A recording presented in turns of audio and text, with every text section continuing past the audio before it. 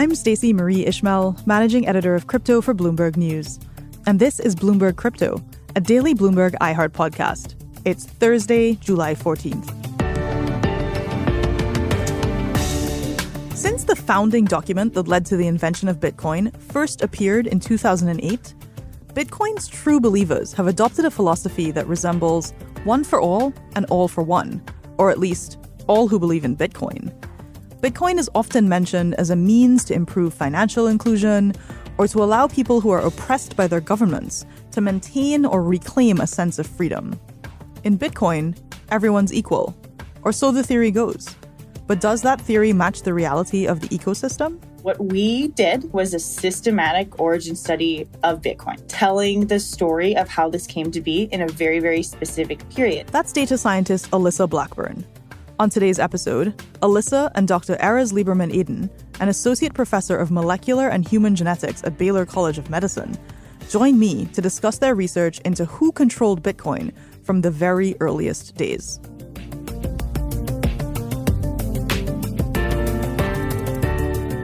Alyssa, Erez, what a pleasure to have you. Thank you so much for joining the pod today. Thank you for having us on. I don't often get to, talk to folks doing the type of research that you all have been doing, and I get to talk to them even less frequently when it comes to, applying that research into the wild world of Bitcoin. So let's jump right in. Tell me a little bit more about your paper and your findings and why you have found this to be such a captivating line of inquiry. Oftentimes in crypto, you hear from kind of two camps of people. The first are kind of classic economists who do these first principle analyses.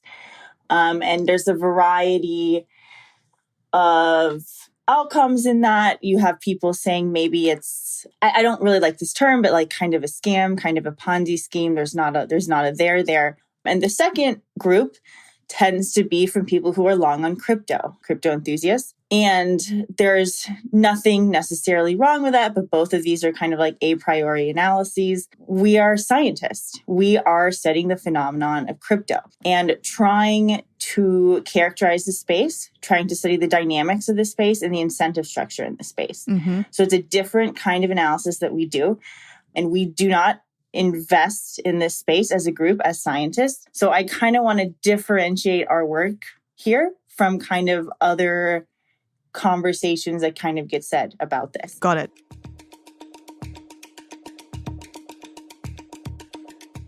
So what we did was what we sought to do was a systematic origin study of Bitcoin, telling the story of how this came to be in a very, very specific period.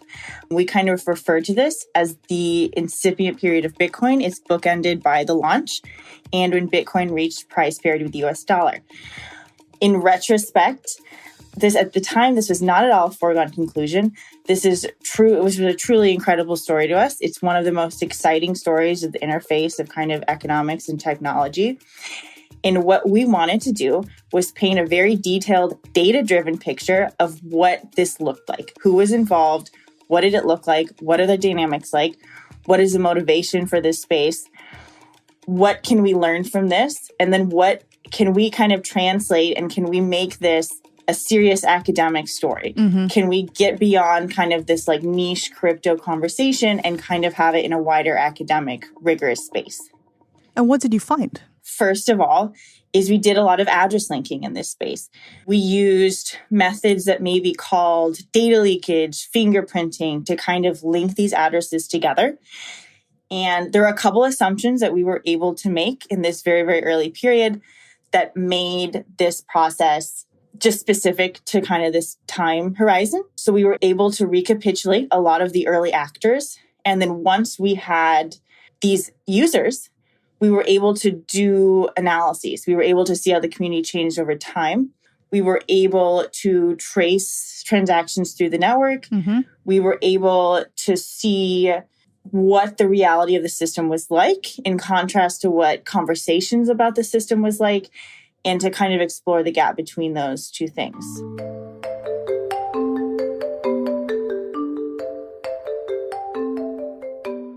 The significance of address linking is the following, right? If you look at, the Bitcoin blockchain designed to be afford identity masking via pseudonymity, It's the individual records relate to addresses, pseudonyms. Now, of course, an address is not a very interesting thing to study on some level. An address has no incentives, an address makes no decisions, et cetera, et cetera. If you want to study the sociology of Bitcoin, if you want to study the economics of Bitcoin, you have to be able to translate from the space of addresses, from collections of addresses, to people and the choices that people are making and the ways in which people are interacting with one another. So that's the role that address linking plays. In this study, the address linking is not there for the purpose of like, gotcha, I figured out who you are. In fact, the goal of the study was not at all to dox anyone. Right? It's orthogonal. It's of no interest to us. But the goal of the address linking is to translate the blockchain into terms that make it possible to ask questions about sociology and economics and game theory and all kinds of scientific phenomena that Bitcoin can be, and all kinds of scientific phenomena that Bitcoin can illuminate. And Alyssa, one of the things that you kind of talk about is the necessity of persistence in trying to get or arrive at those kinds of, insights or sociological conclusions that Erez is describing. Can you say just a little bit more about how that worked? Sure. So the reality is humans are responsible for coin movement on the blockchain. Humans tend to do things differently than computers. Humans like round numbers. Humans like consolidating their gains. There are these little pieces of data. We call them data leakage. Some blockchain forensics firm may call them like fingerprinting. But there are certain behaviors that give insight as to who is moving the coins. Mm-hmm. And if you put all these little pieces of data together, what you get are links between addresses. Mm-hmm. And when you have multiple links of different types of leakage from different data sources, in aggregate, what you can do is put together clusters of addresses with a high level of accuracy. And so what that means in practice is you basically figured out who the first 64 miners were that were responsible. Yes, it means we put together the very early mining agents who mined a lot of coin. The number 64 comes from what is called the Satoshi coefficient, where it's the number required for a majority attack to be greater than 50%. So I want to clarify that 64 is over 25 months. And frequently, at any given moment in time, actually a very far, far smaller number are actually the number of people actively mining and maintaining the network at any given point in time. Got it. So it's a very small community. What was the most interesting, perhaps behavioral element of this community, or maybe something that neither of you were expecting to find? So one thing that we frequently point out in the paper is we do not find evidence of people attacking the chain. Mm-hmm. And Satoshi originally described this currency in the initial email to the cryptographic listserv, in the initial white paper, on the original Bitcoin website, and frequently on the forums, as not relying on a third party, as being decentralized and trustless, and as being anonymous. And some opinions on the perceived anonymity of Bitcoin have changed over time. I mean, probably people who are very, very familiar with the Bitcoin protocol now would not describe it as anonymous. They would describe it as pseudonymous. Yep. But Bitcoin was designed, at least partially, to have these pseudonyms to effectuate some level of privacy. Bitcoin was also designed to not rely on a third party. But what we find frequently, because you have these very large miners, not many mining at one time, there's frequently a miner that's functioning as the trusted arbiter of the network.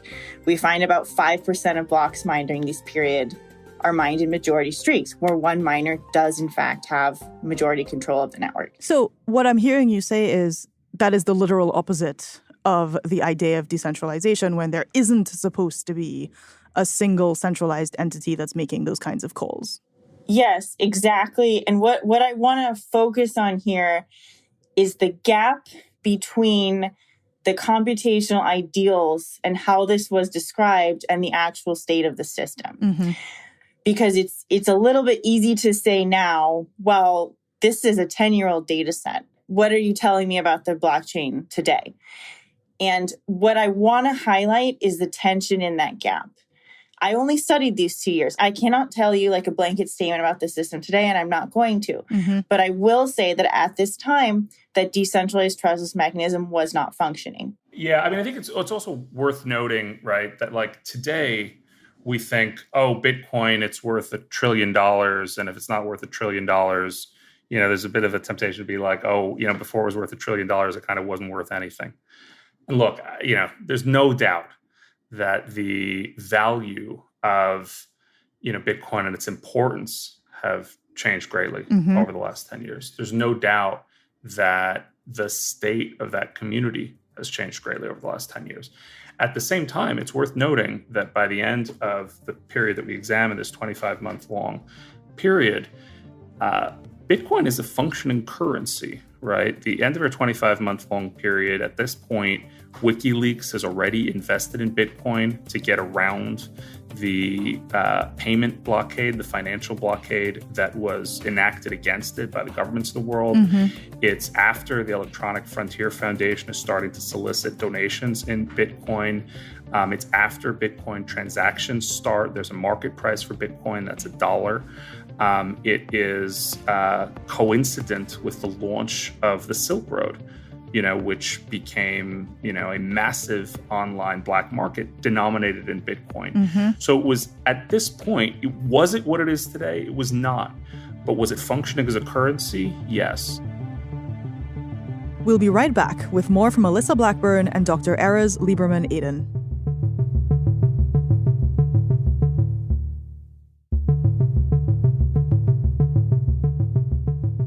I also want to point out the importance of studying the difference between the sort of ideals that you're hoping a cryptocurrency can achieve and the reality of what it does achieve, which can be quite different. Not every cryptocurrency is as long in the tooth as Bitcoin, right? If you look at other cryptocurrencies, you look at Luna, Terra UST, that's an example of a cryptocurrency that's only a couple years old. In that period of time, it became clear that there were significant, and especially recently, it's become very clear that there were significant deviations between the ideals, what people said their intentions were, and, the reality of how that community worked, the reality of, even the intention of the founder and founders of that community. I think a measured response to this is not to say that the sky is falling and this implies, utter catastrophe for Bitcoin. That wouldn't be a measured response. But it also wouldn't be a measured response to say that this period, because it was 10 years ago, can't teach us valuable lessons for Bitcoin and for other cryptocurrency communities. We kind of use the term a little bit informally, internally, of like stress testing a cryptocurrency ecosystem. And I mean, Bitcoin is far and away the most popular with the highest market cap. But the reality is there are a lot of young, crypto ecosystems that perhaps have not been as tested as thoroughly.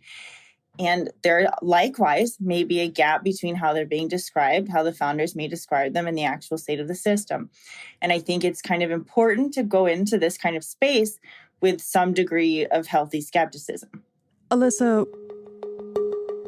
in your description of, your attempts to even get to the point of being able to ask questions, you described some challenges that you encountered, like getting kicked off of your university network because they thought that you were mining crypto.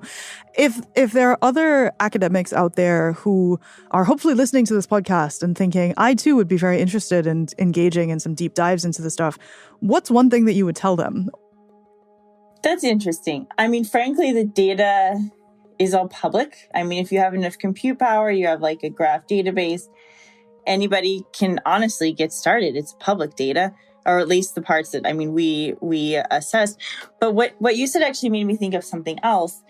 And in those frustrations that are kind of like bureaucratic in nature, it made me think of kind of the information asymmetry out there between people who are very, very familiar with Bitcoin and the client and the protocol, and those who are less familiar with the client and the protocol, but may still even be in the crypto space.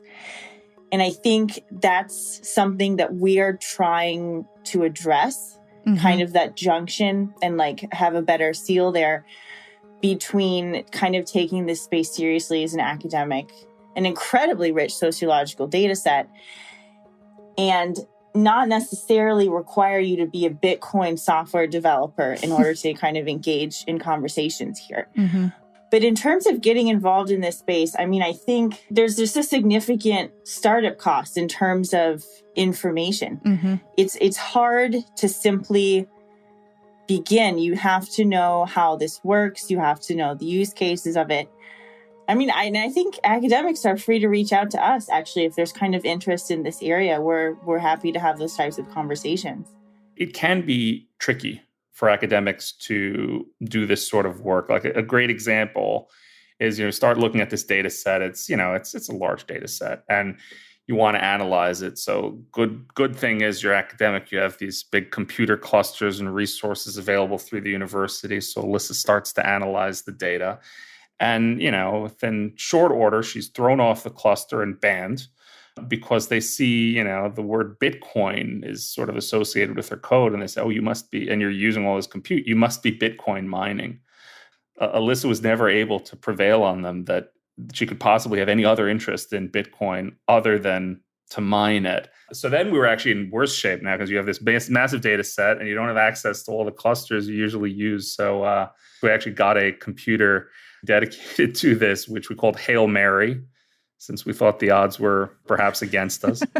So there are challenges. Look, there's challenges to approach this from the academic sector. But I also want to highlight that for the reasons that Alyssa pointed out at the beginning, right, you have a lot of people with a lot of really strong views, but there's a real need for folks who, don't have financial interest in the matter, Mm-hmm. who work in the public interest in the way that scientists do, taking data and looking at the data and digesting the data and drawing lessons from that data in the public interest. And so I actually think that this is an extraordinary opportunity for scientists. Alyssa, is Hail Mary still running? Hail Mary was actually cannibalized into one of our other clusters, but in theory, she's a node in one of our other computational clusters now. We're going to probably need to re-separate her. Yeah, another machine. I don't know if you have any proposals or if any of your listeners have proposals as to what to name that machine, but we're looking. Okay, great. This is our first question to our audience. What should these two scientists name their next computer for their next research project? Send us your answers to crypto@bloomberg.net. What is it? Computer face? Is that? I feel like that one's played out. Yeah, that's over. That's over. Yeah, that's like 2019. Yeah, sorry. I'm dating myself. Well, amazing. Thank you both for, sharing your time and your research interest and just giving our listeners the opportunity to hear a little bit more of like the technical underpinnings and, as you describe, the gap that exists between theory and reality that is, so often overlooked or at least less well understood. Yeah, thank you so much for having us on and giving us a chance to talk about our work a little bit. Thanks so much. You can find Alyssa on LinkedIn and on her website, and you can find Erez on Twitter. He is at Erez. That is EREZATEREZ. Don't forget, if you have suggestions for what they should name their next computer, send us a note to crypto@bloomberg.net. On the next episode of Bloomberg Crypto, every day around the world, the reporters and editors who work on crypto at Bloomberg wake up, often at the crack of dawn, and start figuring out how we'll tackle the biggest and most important news events of the day. Crypto is a 24/7 asset class. It doesn't stop trading, and it doesn't take holidays. So it's our job to assess both the big trends and the small moments, and to figure out how those translate into stories and, of course, podcast episodes. On the next episode, you'll get to meet 3 of Bloomberg's crypto editors, folks who are making decisions all day long about how we approach this asset class. You'll hear from Beth Williams and Dave Litka, who are both based in New York, and from Philip Lagerkrantzer, who's based in Zurich. I'm Stacey Marie Ishmael, and this is Bloomberg Crypto, a daily podcast from Bloomberg and iHeartRadio. For more shows from iHeartRadio, visit the iHeartRadio app, Apple Podcasts, or wherever you get your podcasts. Email your questions, comments, or suggestions for the show to crypto@bloomberg.net. And you'll find us on Twitter @crypto. The supervising producer of Bloomberg Crypto is Vicky Vergolina. Our senior producer is Janet Babin. Our producer is Sharon Barrero. Associate producer is Ty Butler. Desta Wonderad is our engineer. Original music by Leo Sidran.